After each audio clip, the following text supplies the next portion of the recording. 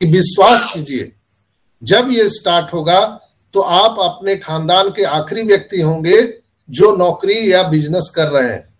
Hello, दोनों बात समझिएगा, आप अपने खानदान के आखिरी व्यक्ति होंगे जो या तो बिजनेस कर रहे हैं या नौकरी कर रहे हैं, दोनों। इसलिए कि बिजनेस भी जो है उसमें हमारे सीईओ कहते हैं कि on passive is the mother of all business.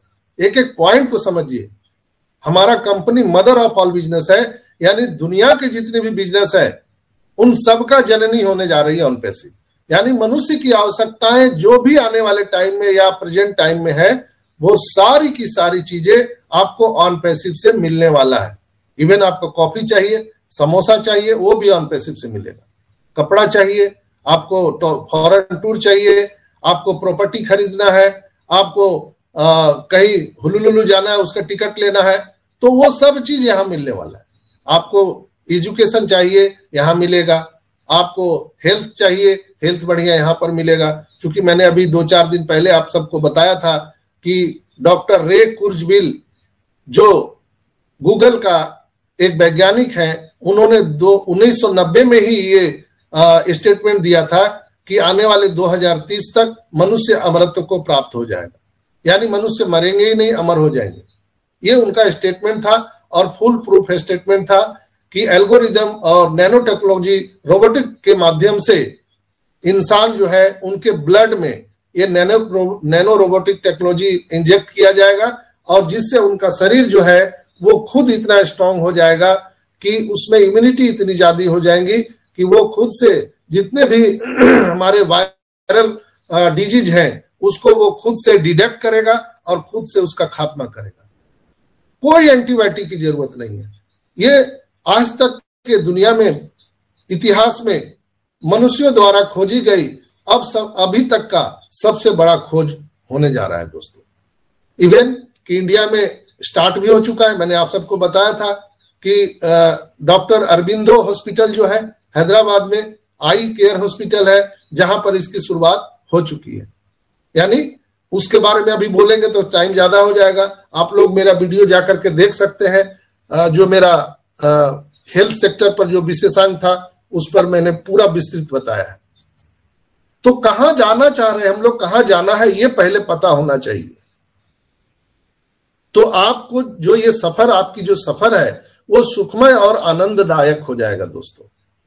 जैसे हम अगर स्कूल जा रहे हैं तो वहां का प्रोटोकॉल फॉलो करते हैं।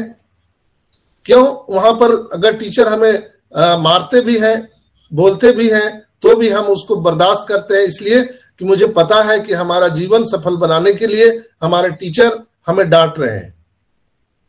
या कहीं भी आपकी पत्नी डांटती है तो क्या करते हैं आप? उसको जान मार देते हैं क्या? आपको पता है कि हमारी पत्नी हमारे भले के लिए बोल रही है।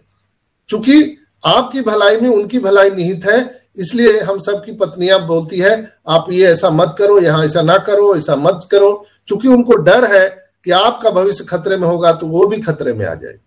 नर और नारायण दोनों निहित है। तो दोस्तों, यहां पर जितने भी हमारे मेंटोर हैं वो सब हम सबको गाइड करते हैं कि क्या करना है, क्या नहीं करना है। हम सब जब सपोज दैट जब दिल्ली से कोलकाता की यात्रा शुरू करते हैं तो दिल्ली से कोलकाता डायरेक्ट आपको दिखाई नहीं देता है माय डियर फ्रेंड्स।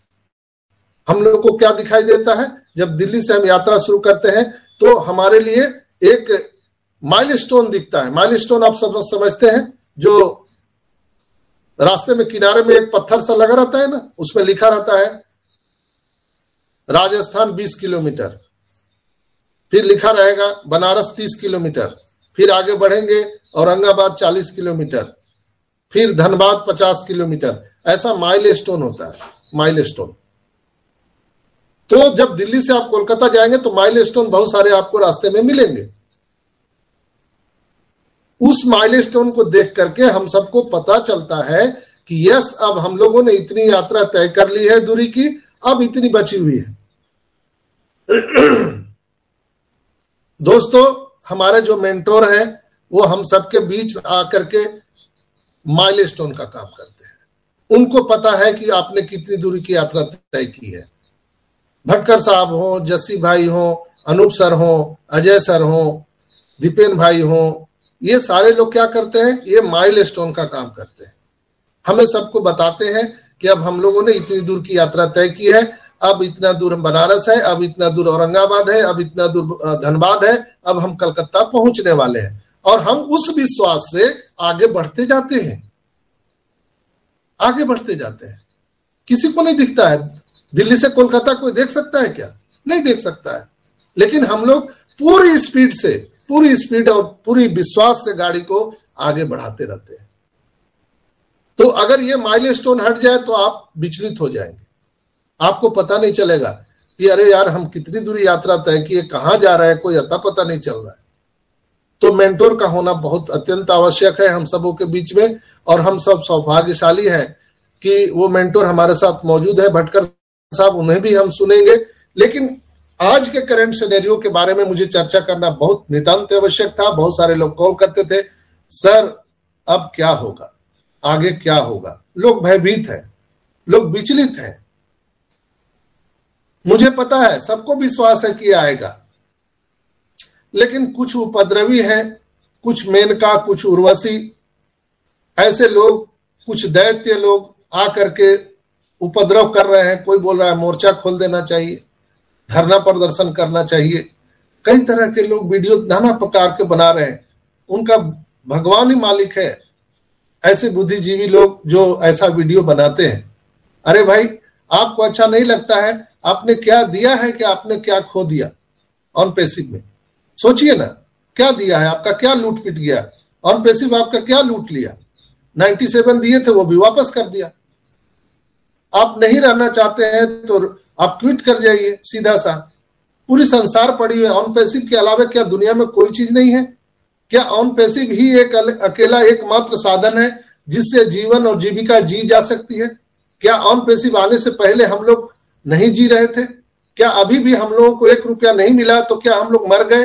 क्या खाना पीना नहीं खा रहे हैं? तो हम लोग क्यों आशंकित हो जाते हैं? सीधा सा स्पष्ट बात है कि जब तक हम लोगों को ऑन पैसिव से पैसा नहीं आया है माय डियर फ्रेंड्स, तो हम सबकी जो वैकल्पिक व्यवस्था है उसके अकॉर्डिंग हम सबको अपना भरण पोषण करना चाहिए। जो काम कर रहे हैं करते रहना चाहिए ऑन पैसिव में। और दूसरा हम एग्जांपल देते हैं, हम लोग तो 97 दिए थे, वापस कर दिया। कभी कल्पना किया आप लोगों ने कि ऑन पैसिव में हमारे सीईओ अयास मुफारा का कितना पैसा लगा हुआ है? कभी सोच के आपने देखा है? पहले तो लोग बताते थे, लोगों को भड़काते थे, कह रहे यही $97 सब इकट्ठा करके 14 लाख 14.5 लाख लोगों का माल बना लिया और ये रफू चक्कर हो जाएगा। बहुत सारे उदाहरण देते थे, देखो ना सहारा वाला